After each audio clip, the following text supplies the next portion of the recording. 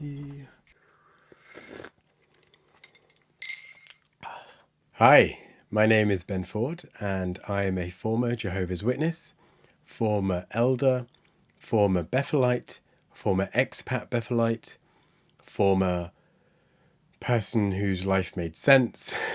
I wanted to do a video right at the beginning that kind of explained how I got to where I am now, and that is this. I had a cool intro planned, but for lots of reasons that didn't work. So here we are. You've got this. Welcome to the channel. Welcome to this dumpster fire. And yeah, let's get on with it, shall we?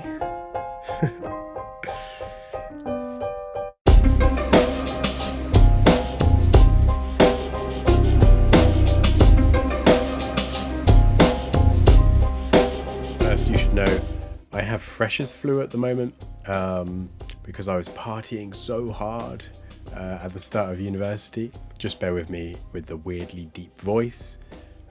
I think it sounds quite manly. So first things first, childhood. Where did you come from? Where did you go?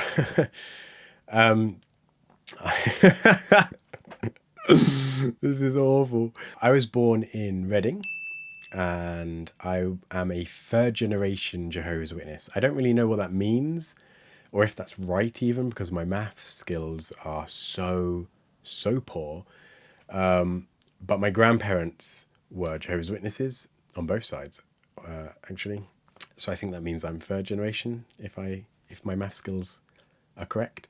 And that means I was born basically a Jehovah's Witness. My mum is a Jehovah's Witness. My birth father was a Jehovah's Witness. He got disfellowshipped when I was very young, a baby.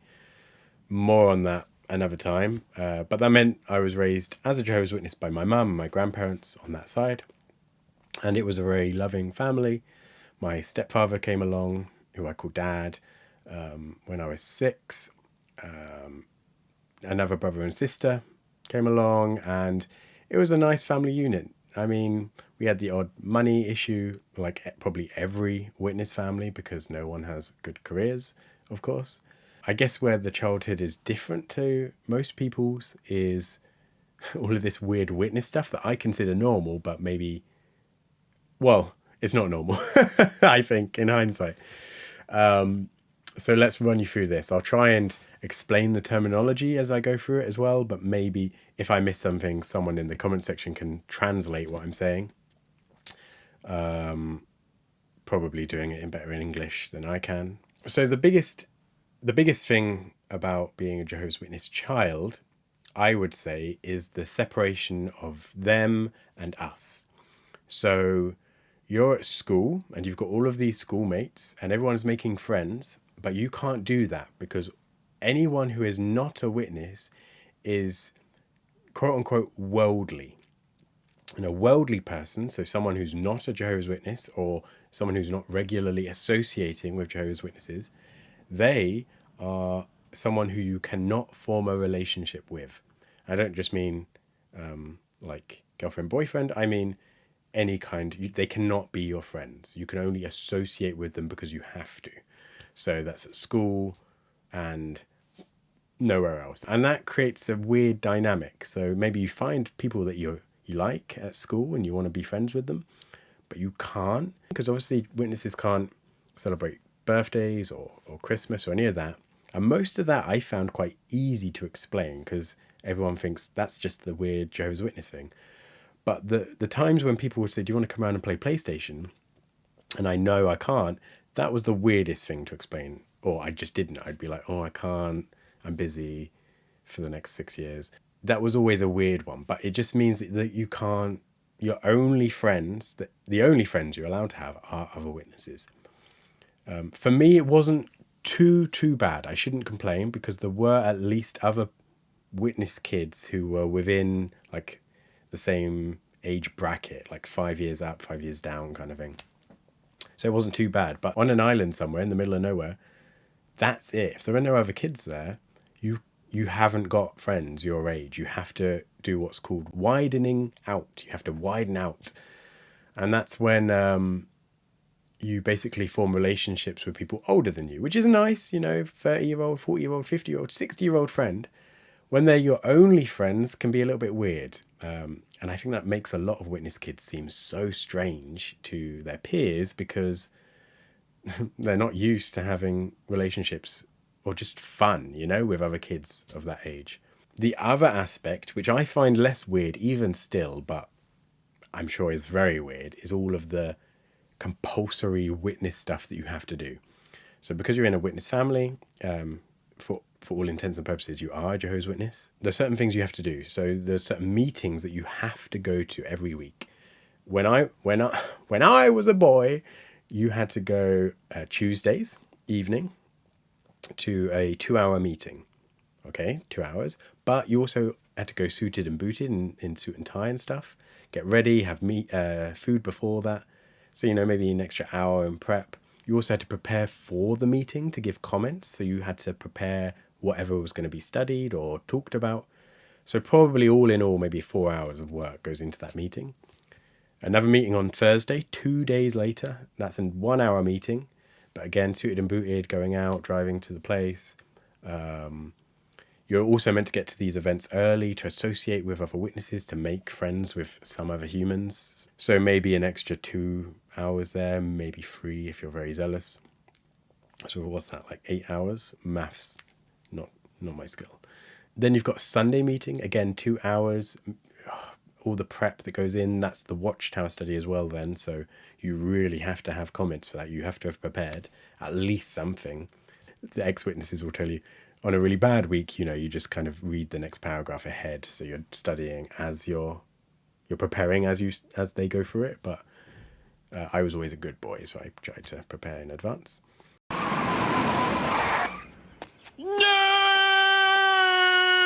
Yeah, so that's a lot of stuff, really, for a kid, like a 5, 4.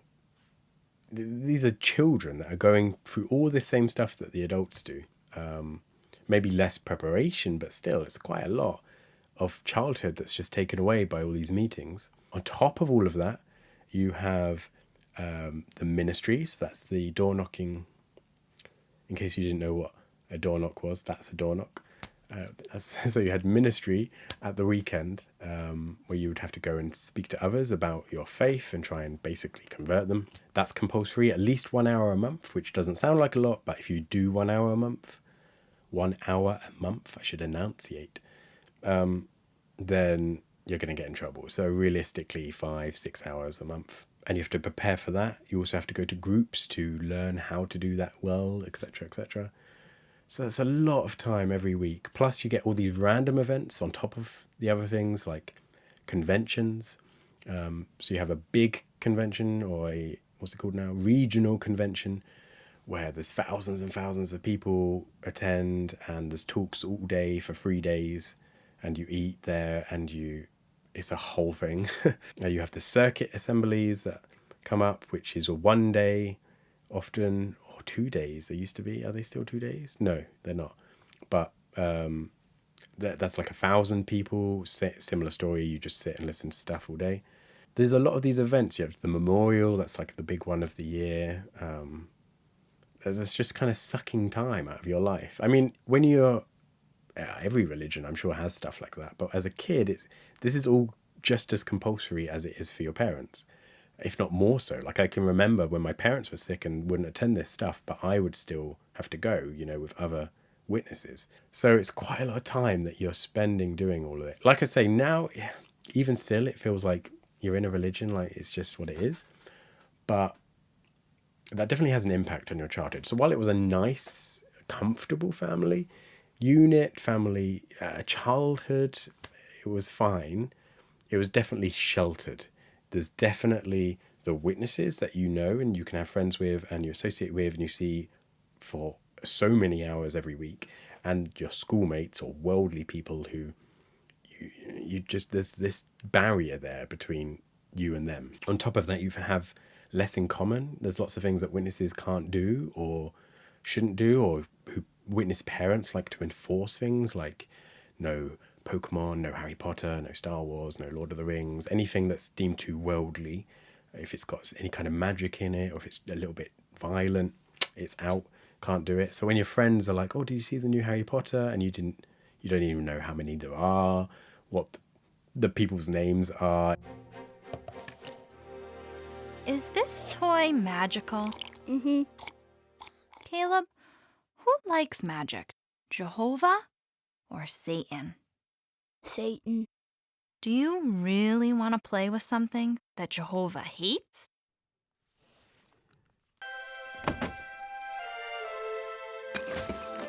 Caleb, I am so proud of you. So it really separates you from everyone else.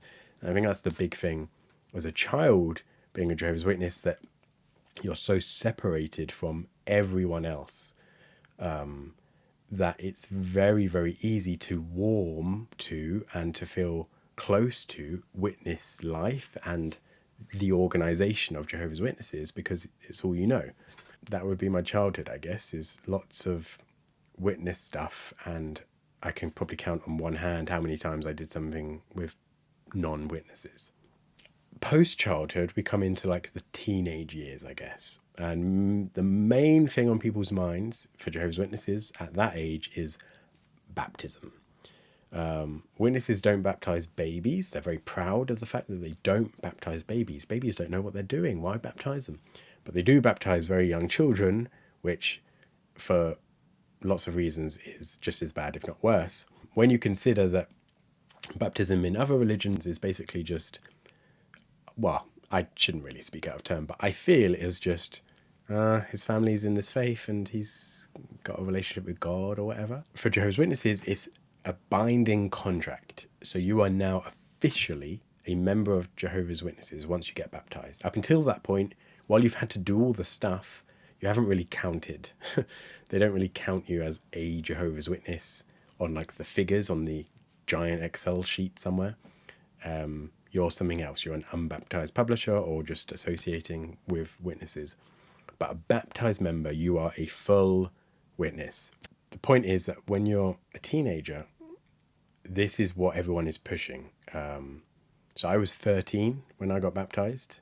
And it means basically from that day, if you do anything wrong, anything that's not allowed by Jehovah's Witnesses at that time, then you could face what's called disfellowshipping, which is when they will kick you out from the religion, and that has unbelievable consequences for your life. Whether you're disfellowshipped by them for having done something they consider wrong, or you leave of your own accord because you just want to leave, you haven't broken any of their rules, the consequences are the same. Everyone, your Jehovah's Witness congregation, your close friends, even your family, parents, siblings, anyone who's a Jehovah's Witness will now shun you. They won't speak to you. They will quote Bible verses saying they're not allowed to speak to you, greet you in the street, quit mixing in company with people like this. They'll say, you are dead to them until you become a Jehovah's Witness again, which is what they hope this treatment will do. So that means if you're a young person, you could be kicked out of the home, you could lose inheritance, any financial support, you could lose your job if you're working for Jehovah's Witnesses. They won't even call and check upon you, literally no contact. And that has insane consequences for any human, because as I've mentioned, this is your entire community. You are not allowed to have relationships outside that community before, and now everyone is shunning you. So you are completely alone. And they do their best to make it seem loving, to make it seem like the person leaving chose this, they're the one in the wrong. But the fact of the matter is, this is a horrible way to treat anyone. I tried to contact them. I just wanted to talk and to hear their voice. I missed being with my family. And they thought about reaching out to me. But they knew that if they had associated with me, even a little, just to check on me, that small dose of association might have satisfied me. Our son Levi was no longer one of Jehovah's Witnesses. I was disappointed in Levi for leaving Jehovah. As hard as the past few weeks had been, it just got harder. I knew what the Bible said about quit mixing in company with anyone who is not living according to Christian standards. And yes, you do understand. Well, they make sure, they're very careful to make sure that you understand that that could happen. But they also tell you, like, don't worry about it. Like, you're a good guy. That's never going to happen. So don't worry about it. And on the other side of the coin, you've never known anything else, especially if you've grown up as a witness. You have no idea how the world is. Like, the only interaction you've had with worldly people, with normal people, is the couple of hours you've been with them at school. So when they're asking questions like, do you really believe this? Is this the real religion? Are you sure? Of course it is. Like, you don't question this stuff. It would be like someone coming to you and saying, well, are you sure the world is round? It's a sphere? And you'd be like, duh, obviously. Well, most people would be very sure. They wouldn't even think about it. And that's the kind of relationship you have with witnesses, is, of course, it's the truth. It's the real thing, because this is all I've known. So I was baptized, and at Hayes Bridge, for all of the British people listening, you'll know where that is, after the renovation. 2008. I got baptized at Hayes Bridge, and not much really changes day to day for you. You can do a little bit more at the meeting. So I'm already giving talks and reading the Bible and stuff at these meetings that you have weekly, but you could do a little bit more once you're baptized. But the main thing then is really that you're saved from Armageddon. Maybe just a quick pause. Jehovah's Witnesses believe the end of the world is coming. What's the end of the world? It's when Jesus comes to destroy all of these worldly people, so non-Jehovah's Witnesses, and only witnesses are left. And then all of the dead witnesses and the dead non-witnesses will come back to life, be resurrected onto a paradise earth, so everything gets fixed, no more global warming, etc. And you live happily ever after. So because you've been baptized, you're now saved from this incoming doom. So that's great. Carried on doing all of the stuff that was required of me until I left school. And that's another big part of witness theology. You cannot do higher education. So the first moment that you're allowed to leave school and stop your education is the option you should take. There is no, maybe but I really want to be a doctor and help people. No. The first time you can leave education, you should. So if that's 12, if that's 18, whatever. I left at 15 just because of the way the years worked. I have long said, the better the university, the greater the danger. We will not need doctors or lawyers after Armageddon, but we will need carpenters and plumbers and similar construction trades. The years after high school are your best years because you are young and strong and healthy, and you don't have a lot of obligations to complicate your life. Why not give your first fruits to Jehovah and pioneer for a year? And so I'm 15 and I haven't got anything, and I didn't really know what to do. And I think the congregation, so like the church, the local group of witnesses, kind of realize every year, these kids, they don't know what to do with their lives. So they organized a trip to Bethel. We got to go to Bethel, and I'm really, really glad. We all said it was the best time that our family ever had. Bethel is headquarters for Jehovah's Witnesses of the country, maybe of the region. So they look after, if there's like a big problem in a specific congregation, they'll ring up Bethel and ask for help. Or Bethel also deal with shipping and printing of the stuff that we do or we give out when we go door knocking. They do tours there because everyone who works in Bethel is a volunteer. So they don't get paid at all, and it's full time. So they get like very basic accommodation, and they just work there, most of them, for the rest of their lives. And that's considered basically like the highest honor, really, as a witness. I mean, the highest obtainable honor. You could be like a circuit overseer, I guess, or like maybe branch committee, but realistically a Bethelite is creme de la creme. So we had this trip to go and visit, to see maybe if, you kids who haven't got any opportunities, maybe you want to do this. We went, and I came away with a very strong impression that I do not want to do that at all, ever. Because one of the key things about Bethel is you are not applying for a specific role. So you don't apply to be in IT support. You apply to be a Bethelite, and they decide where you work. If the branch committee determines that there is a need for your services, they will decide where you can best be used, whether at Bethel or perhaps on a theocratic construction assignment. So it could mean that you apply and they say, we need someone to clean this block of toilets, and that's your job. And you can't complain or say you want something else, and it's not a valid reason to leave just because you've got an assignment you didn't want. You should come with the intention that you do whatever they say. That's how Bethel works. I came away from this tour thinking, I don't want to clean toilets because I was stuck up, and I don't want to like go and chop trees, you know, just chop a tree. Clearly, I am no good at manual labor. So that is not something that I wanted to get put in and then hate my life doing, which I found a very reasonable excuse to not go. On the way back, one of the elders are like bishops for the congregation, approached me and said, what did you think? How did you find Bethel? And I said, it's not for me. I gave him the reasons. And he said, well, my son is actually going to do an IT course. And I thought, education as a Jehovah's Witness, that doesn't sound right. But it turned out it was a 6-month course. And if it's really, really short, you can kind of get away with it, because it's like, well, you know, I don't want to spend all this time with these worldly people, but 6 months, it's not a lot of time. So you can kind of crowbar it in. So I ended up doing that IT support course for 6 months, got all the qualifications that course offered, did really well actually, back in the day. And then I started working at Carphone Warehouse, repairing mobile phones and computers and stuff. It's, I guess it's quite funny. This is not related to anything, but I went for the job interview at Carphone Warehouse to sell, like a sales consultant.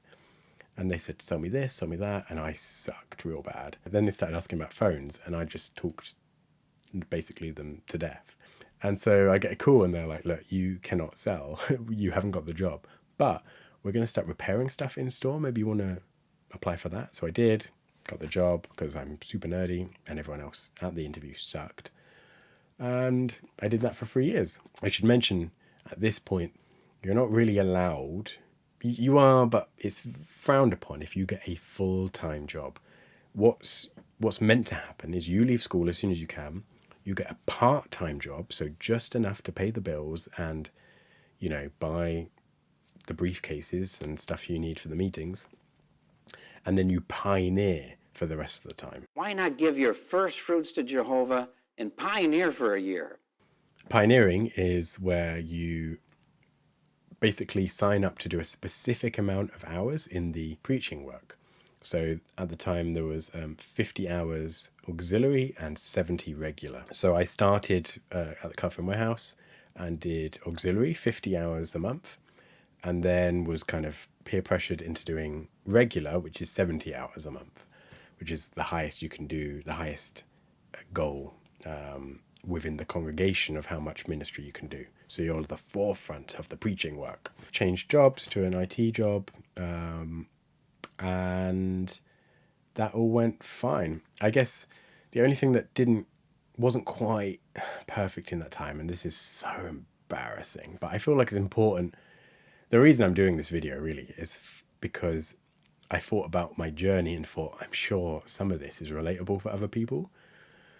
So even like this horrifically embarrassing stuff, I think it's going to be relatable to people. So when they leave, or if they're thinking about their life, maybe this will be of some help. As I'm pioneering after like 2 years or so, still at Carphone Warehouse, I had like a pang of conscience, because even before I was baptized, I was doing something wrong, something not allowed. And as a witness, if you do something like that, there's no confessional arrangement where you go and confess your sins and it's done. You have to go to the elders and specifically say what you've done, and they will then judge over the deed and see whether you were repentant, if it's that bad, etc., etc. And the punishments could be anything from, we're just going to help you out for a bit, all the way up to you're getting kicked out and you have that severe consequence that I was mentioning earlier. So I was basically since a teenager looking at pornography like everyone else, and I felt horrific about it because by this time I'm like, well, maybe 17-ish, 17, 18. So I went to a ministerial servant for the witnesses amongst you, who then directed me to the elders. So I had to go to the elders and explain that I was looking at pornography. And that was basically the worst day of my life. I was like crying in this elder's house and it was horrific. He was really nice about it, to be fair. He was like, this happens a lot. You got to stop and we'll try and help you and stuff. And I was like, oh, that's not too bad. Went away, and then like a week later, my conscience was like, but you weren't completely honest with him. Oh, so I had to go back. I went back to the ministerial servant, who was like, well, if I couldn't handle the last thing, I still can't handle this. Sent me to the elder. Yeah, and then I told him, hey, so I was looking at pornography, but I didn't actually mention that like some of it, just a little bit, like 90% or something, like 95, maybe 100, is like gay pornography. Because like I'm gay. Is that like, how do we feel about this? That was a much bigger deal. That was problematic. Being gay is a choice to Jehovah's Witnesses, so you can basically choose. If you try hard enough, you're just not gay, and that's how it works. I was thinking, as an example, a homosexual. Now, this former homosexual comes back in the resurrection, and he really thought, and he was taught, and he came to believe that God accepted him with that lifestyle. But now he's going to learn about Jehovah's moral standards, and he's going to learn that Jehovah will not lower his standard to accommodate us. We have to come up to Jehovah's standard. Will he change? Will he adjust? But it's not allowed at all. It's very, very specifically not allowed. They're very homophobic. If you're a gay person in the Jehovah's Witness religion, you can basically shut up and lie for the rest of your life. Or you could just kind of be a bit open about it to your close friends and stuff. But once the elders find out, once the congregation knows, you're going to be treated differently for the rest of your life. So they will try their best to keep children away from you, because obviously all gay people are pedophiles. They really overthink the whole thing. They think you're a raging pedophile sex addict. So when I had explained this problem that I had to the elders, he was like the coordinator, so he's like the chairman of the elder body, was like, oh, I can't handle this. So he had to get in another elder. I had to go back again a different evening, third time. This is getting out of hand. Now there are two of them. And I had to explain everything to them, and I was crying again. And then they went away and had to like judge what was, if I was repentant, because theoretically I could be kicked out because it had happened over such a long time. But realistically, because of my age, they just came back and were like, look, this is really, really, really serious, but we're going to try and like, you came to us, you didn't get found out, so your conscience is working. I got put on a very weird thing that not a lot of witnesses even really know about, I think, but it's called restrictions. So all of those meetings that you're going to regularly, you're answering up, giving comments, you're not allowed to give comments anymore. You're not allowed to pray anymore. You're not allowed to do lots and lots of things, even though you're still a witness. The worst bit about it is it's embarrassing, because people will come up to you and be like, look, you haven't been answering. They're encouraged to like make sure everyone's answering. So people will come up and be like, hey, you haven't been answering. What's going on? Are you feeling all right? What's going on? And you have to be like, I can't answer. And they go, oh, I see. Like his age, pornography. Oh, okay. But I think it's just, I had always this desire, or this requirement in me, really, of if you know what you have to do, if that's the right thing to do, you've just got to do it. You've just got to do it. Just do it! Yeah, so I was under these restrictions. Eventually they went away, and then I moved congregations. I didn't move house, I just moved congregations to a neighbouring one, but on my own. So my family stayed, and I was now commuting to different meetings each week. Suddenly everything was my own and I could make my own choices within reason, being a Jehovah's Witness. Oh no, not pink. Make it blue. Hey guys, future Ben here in the non-pink world. I apologise about the video quality. I thought it'd be important at this point maybe to just mention that this in Winchester is where I became a ministerial servant, which is a really long title for like helper, basically. It's a position you don't apply for, but you get given. And it just means that you can help out more. What did I do? Oh, I was literature servant. Responsible for dishing out all the propaganda, basically. Making sure we had enough and that we didn't have old stuff. And funny enough, at the time, we had tons of old stuff that was never going to go. So in the end, I think me and a mate burnt some of it. In any case, I was ministerial servant then in Winchester. I found a nice little group that I went around with, and it was a nice enough time. Merryweather. Make it pink. Eventually, after a little bit of IT support, I kind of wanted a new job. And so I was looking around. I had a few different options. It just so happened that it was the convention. So this is the big 3-day event of talks, blah, blah, blah. And during the convention, there was lots of stuff that year, 2015, of like, go to Bethel. If you're young, you should go to Bethel. And I still kind of thought, well, I don't want to be cleaning toilets because I'm stuck up, and I don't want to be chopping trees because no. So I still don't think I should do it, but they're telling me I should want to do it. I thought I'm doing enough, I'm going door knocking, I'm saving people's lives doing that, apparently. So what more do you want? But it was at that convention then that a colleague I was working with, who wasn't a witness, they died in a motorbike accident, about my age. And I got on really well. I say got on. I got on as well as you could with a worldly person, with this guy.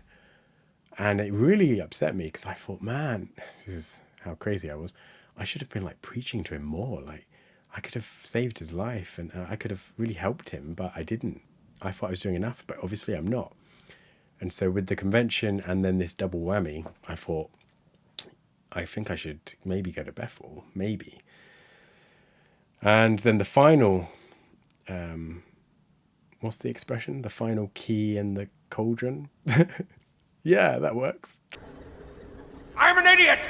The final thing that got me to go was I was on ministry on the trolleys. The trolleys had been invented by this time, so we were just stood there with this cart. A sister, so a woman who's a Jehovah's Witness, an elderly woman, reminded me of something I said a few years ago. I had gone, this is another story, but I'd gone to pioneer school, come back, been interviewed, and said, pioneering isn't about the ministry. Pioneering is doing what God wants you to do. Isn't that a good answer? I told you I was a good boy. So if God wants you to work in a fish and chip shop, that is pioneering. It's just whatever God wants you to do. So she said these words to me and said, so don't you think if you applied to Bethel, even if you were in the garden chopping trees, that would be what God wants you to do? And I thought, I can't argue with that because it's my own words and I'm clever. No, no, I just couldn't find, that made a lot of sense to me at the time. I put in the form straight away, and you're told to put in the form and pretend like you haven't because they may never call you. But they actually wrote back and said, we want to have you a week later. So within a few weeks, I was in Bethel. And it was a really funny time. I'll talk about this some other time, but that was the time of the big exodus at Bethel. So people were starting, or at least there was tension of people starting to get kicked out. I was the second to last to be let in before they stopped allowing new people in because they were just going to start kicking people out. I saw it as a blessing and, God's Spirit at the time. But yeah, I got into London branch, worked in the shipping department. The shipping in Britain was planned to be closed and moved to Germany. And because I was in the shipping team, I was asked actually at 11:50-ish, there's being a list made of people who I would recommend to go to Germany, and I was wondering, do you want me to put your name on the list? And I said, oh, that's quite a big decision. I don't speak other languages because I'm British and we're stuck up. So it seems like, can I think about it? And my overseer said, sure, you can think about it. No problem. That makes sense. Think about it. Pray about it. And get back to me after lunch. So I had an hour to give him an answer of whether I wanted to go to Germany or not. The alternative of saying no really is you're probably going to be kicked out. So it was Germany or home. Together, 17 brothers are being reassigned, and today the first 6 will be travelling by road and the Channel Tunnel. The 6 brothers leaving today are Benjamin Ford. We are sure that these brothers are going to be a fine addition to the existing shipping team in Selters. No doubt the Bethel family would like to wish our departing family members a safe journey and Jehovah's rich blessing on their new assignment. I said yes, and I got sent to the Central European branch in Germany in May 2016. And I served there. I was there for just over 5 years. I left a few months ago now in 2021. For a lot of that time, I was still in shipping, and I also helped in the regional video team, so the audio video department, with, I was the assistant, what's it called? The assistant production, no, the assistant APC, assistant production. I was the assistant production coordinator. I haven't said that in a while. So I would deal with things like budgeting and scheduling and the running of the set, all of the logistics really of the set. So nothing to do with the camera per se or any of that, but just the running of the set itself. Plus, if it was a big project, I would have additional responsibilities like being the coordinator for hair, makeup, wardrobe, for the props, stuff like that, projects. I worked on things like the New World to Come video. In the new world to come.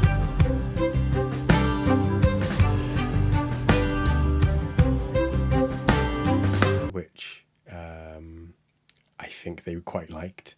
I mean, I say I worked, obviously, part of a team, and they did the majority of the work, but I was involved. What's it called?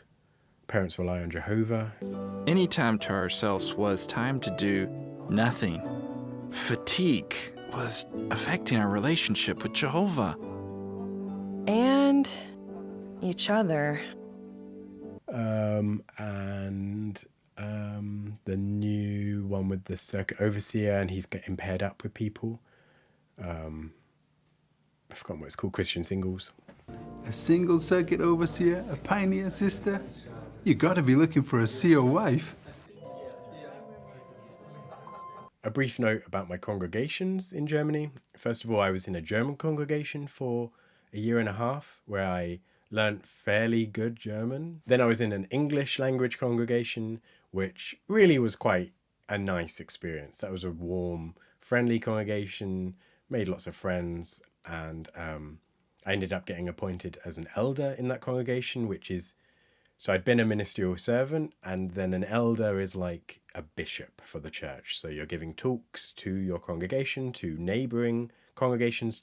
I even did some abroad in different countries. You're looking after the sheep, so you're dealing with issues in the congregation. I was never in a judicial committee or anything. It was also kind of weird being an elder in the congregation and at Bethel, because sometimes you would know a certain letter or something is coming out before the congregation did, or you knew the background. And so then hearing how that letter got interpreted in a congregation and knowing that's not really the situation that occurred or why that letter was written was an interesting experience. You get to learn how Bethel works and how the congregations work, and the way things are worded really tells you what's going on often. But I was an elder for almost 3 years. And what's it like at Bethel? Good question. On normal days, you get up, you go in for morning worship. You have to be at morning worship at 7 a.m. in a suit. They will provide breakfast. They will consider the daily text, which is like a biblical verse, and their spin on it for about half an hour. You have to be present. Sometimes you'll have to give comment.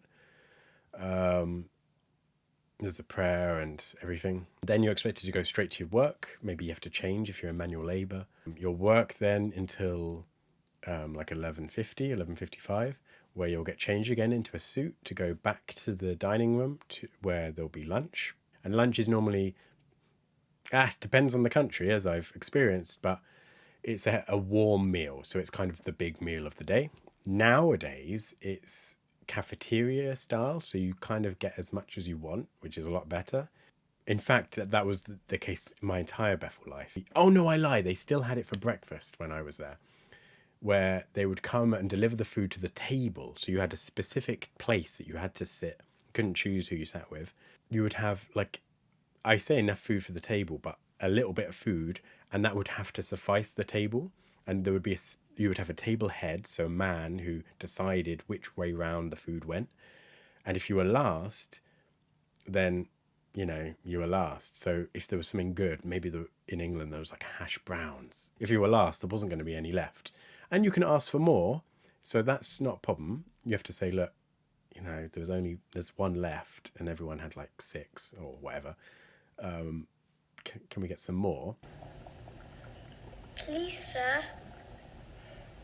I want some more. Your table head would then decide whether he would ask for more or not. If he did, they would, you know, they might come back with like 2 more or 3 more. And then you have to think, oh, well, I can't take all of them, but I want, you know. So it's a very weird arrangement where they're controlling the food, I think, for money reasons. Anyway, they changed that to cafeteria style, which was a lot better. You just got, you know, you went up and buffet style, picked what you wanted. Anyway, you go in for lunch.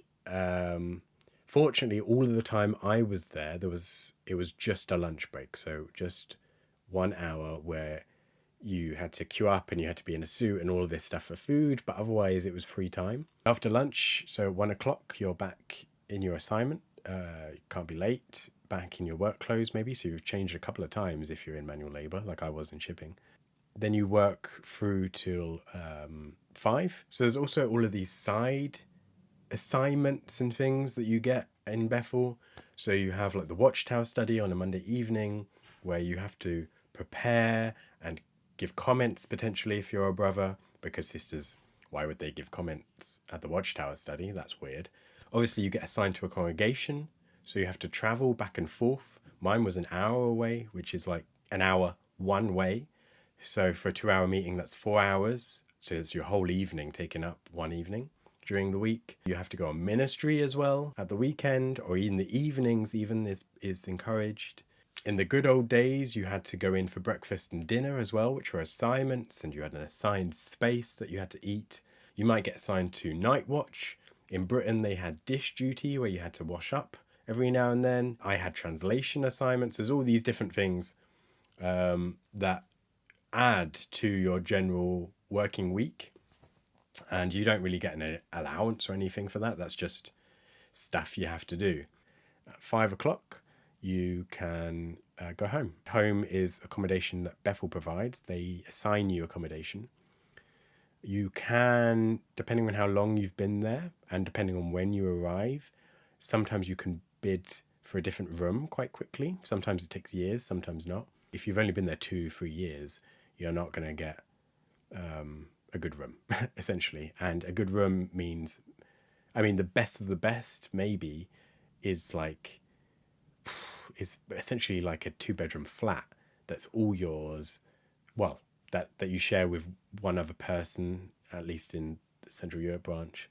But that's amazing. That's a lot of space, balconies, maybe near the food room, near the facilities and stuff. That's really good. Internet also really good. Worst rooms are like really old carpet that smell, a really tiny, I mean, this is a small room, but not much bigger than this for 2 people. Everything's open plan, so all your kitchen and bedroom and everything is in this small space, except the toilet. Yeah, you don't, at least initially, get to choose who you live with. You're just assigned some random person of the same sex. It depends on the branch, how many that is. So in England, I heard of like 4, 5, 6 man flats which sounds intense. In Germany, they had a fairly good arrangement where it was always 2, unless you were a sister, unless you're a woman, in which case that could rapidly increase to like 4 or 5 in a room, because who cares about women? That's the accommodation. How do you eat? Well, you've had lunch. Like I say, they used to provide breakfast, but not anymore. So apart from lunch, everything is in the food room. There's a magical place, we're on our way there.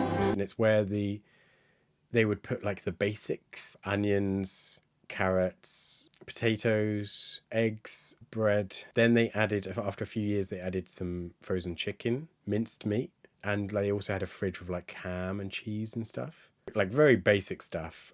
Occasionally they would have something amazing, like fancy Italian pasta. In the Britain branch, they had bacon. Of course, you need bacon. You need bacon. But it is very basic. That's unlimited though, so you can make like ham and cheese sandwiches for the rest of your life and you never pay a thing. Yeah, that's open 24/7, but there was all this weird curfew thing in Bethel. Britain, because of the way it worked when I was there in the London branch, we're all in different campuses, essentially. I was like half an hour away from where people go for tours, where people think Bethel is. I was in this little apartment block. And that means that no one cares. Like, I went once to a midnight showing of Force Awakens, and came back at like 3 or 4 in the morning. No one, I didn't get told off or anything. In Germany, you had to be in your room or you're expected at least to be in your room at 10. So if you're basically anywhere outside of your room at 10, the night watch, they'll come round and they'll tell you, look, you need to go to your room if it's past 10. I mean, if it's 12 and you're in the party room, you're going to get in trouble. And when I say get in trouble, your name will get written down and that will get passed to your overseer. Again, that depends on your overseer. Maybe he's cool and doesn't care and will never say anything. Or maybe he is really strict and will come up to you immediately the next day and say, I got this report. What's going on? Why aren't you following the rules? That really annoyed me. The curfew was a real big problem for me. It was until I got my own office in the regional video team, which, because the regional video team is seen as like this holy grail department, and it's very cool. It's a very cool department. No one would, if you're in there doing whatever, they don't really get involved. The night watch don't know what's going on. Yeah, what else happens at Bethel that you need to know? Curfew. Money. Again, different in every country. In England, you got £100 a month, which was horrific. In Germany, it was just over €200, which was a lot better. Anyway, so that's all you have to live on, essentially, for the rest of your life. And more on that another day. But in reality, if you're clever, and most people high up in Bethel are clever, you actually can get more money than that a month, a lot more money than that a month. But we'll get onto that. To get into Bethel, you have to sign something called a vow of poverty and obedience, which basically is saying you agree to be poor and only accept what they give you, and that you'll do whatever they say. So that's really important that you sign that. So if you agree to all of this, you've got all these things you're signing, you're agreeing to, you kind of understand the concept of Bethel. How do you go into that world and then get to this?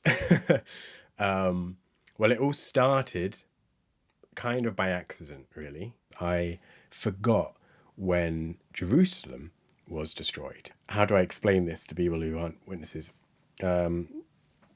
This is a really important date because witnesses believe that Jerusalem was destroyed in 607 BCE.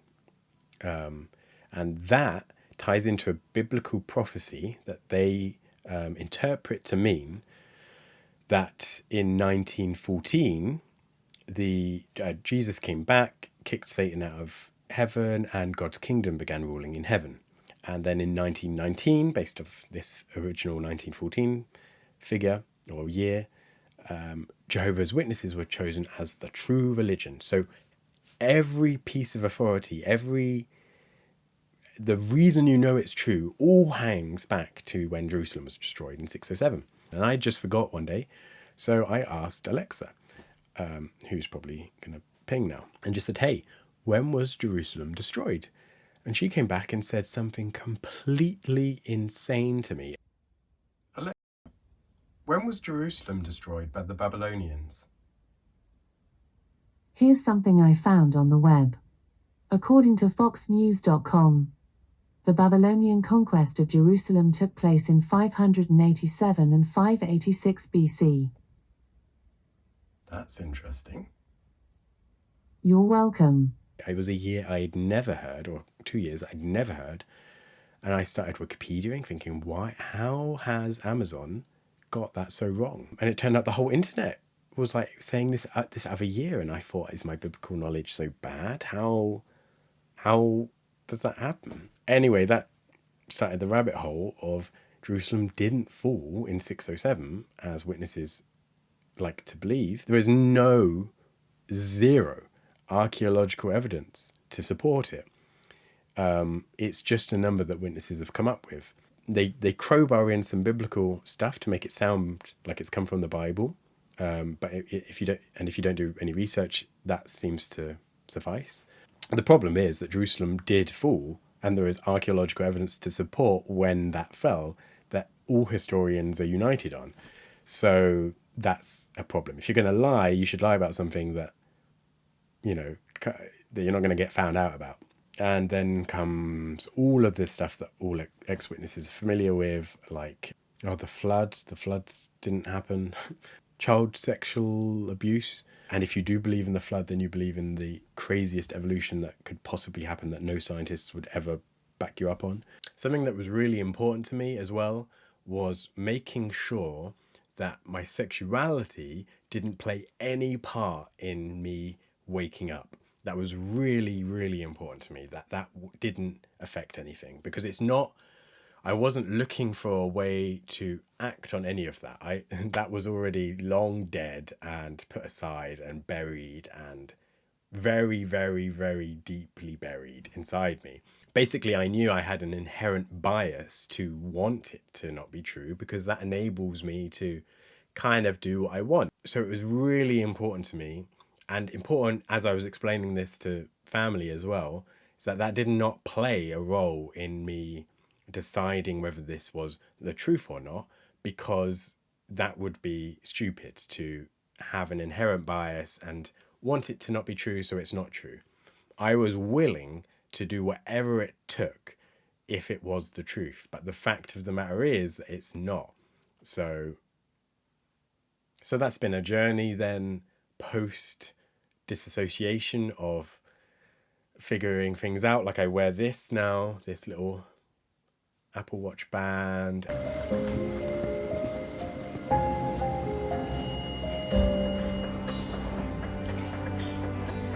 Shall I put it in the bag, or do you want to wear it now?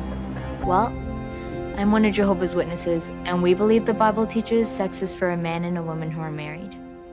And just trying to get into what I feel is essentially quite a similar community.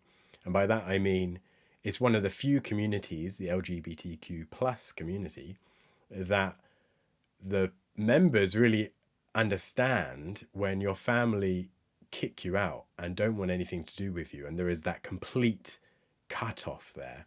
For me, it was for different reasons, so it's obviously different, but it felt very welcoming in that sense that there were other people who, for all intents and purposes, had also been kicked out and they had disassociated essentially from their family's belief system or from what their family expected of them. And so in that way, there were lots of similarities in the way that the two communities felt for me. Just how slimy the organization is, which you see a lot of in Bethel, but when you look at the history of stuff that they've done, it's really, I want to say abhorrent, but just not an organization that I was comfortable with dedicating my life to anymore. And that caused a lot of depression, I guess, during that time, because you're in Bethel. So every day I was having to go to work, and I was having to go to the morning worship program or listen to that, We had all these updates and things going on. There was a lot daily that you have to just put up with and listen to and fake enthusiasm for, and that's quite draining.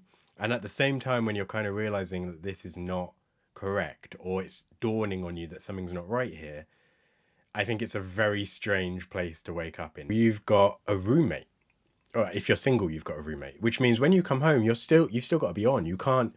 You're never alone. You're never free to just do what you want, just put on the music that you want and chillax, because people are around. So there was a lot of weird feelings and low points there from all this, I want to say, like lying really to yourself, then to others.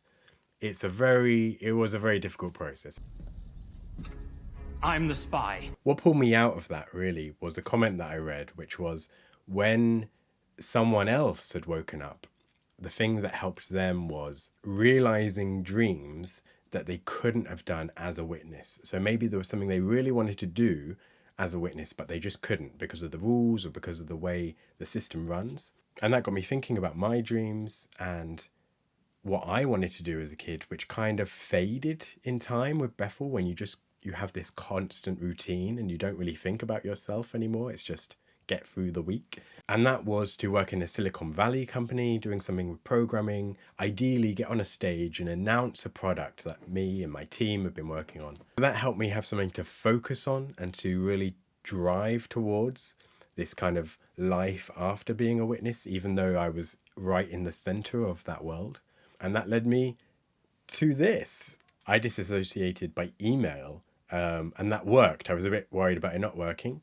But after I moved, I should go into all that crap. I moved to Brighton so I could study. And that's when I informed my family about my decision and sent off my letter of disassociation. I was still associated to the congregation in Germany. This is the letter that I sent. I think it's fairly nice and direct. I really just wanted to make it quite easy for them because I knew there was no point in them putting any effort into drawing me back. I tried to make it easy and say a nice goodbye, particularly to certain people who had really helped me in the situation that I was in, abroad, away from family.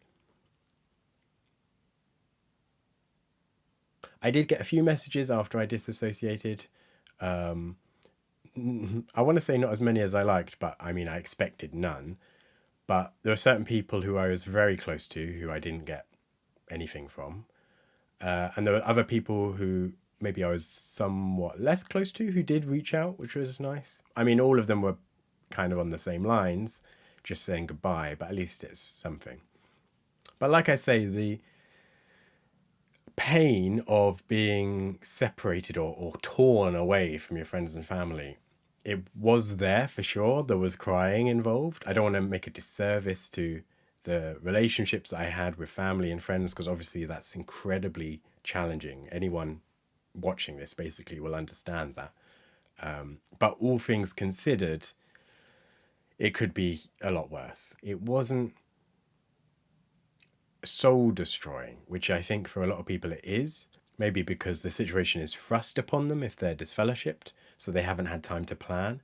But whatever the case, for me, the time that it took, basically like a year and a half of planning, went into my escape, let's say. So that really helped take the sting out of the situation and enable me to focus more on the positives of being out, eventually getting in contact with Lloyd, and arranging the documentary that you've probably already seen by this point. It was quite, I'm sure it's going to be embarrassing. I haven't seen it yet, but I was really, really nervous. I mean, it's like literally going from one extreme to the other, and that was quite the experience. They were really nice. The family there and Tibor and everyone was great. And I had quite a nice time considering the circumstances. But like I say, it's all gone well. I'm really happy where I am. Things have gone so smoothly. The course is going. My maths isn't, but I'm sure we'll get there. And yeah, it's going fairly well.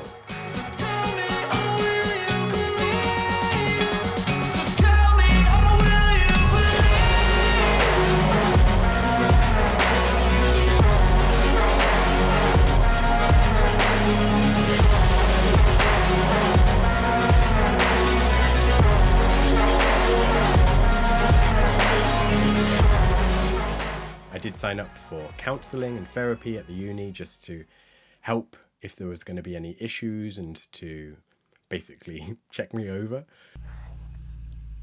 My God, you've gotten fat. Yeah, so that's kind of the story. That's how I got here.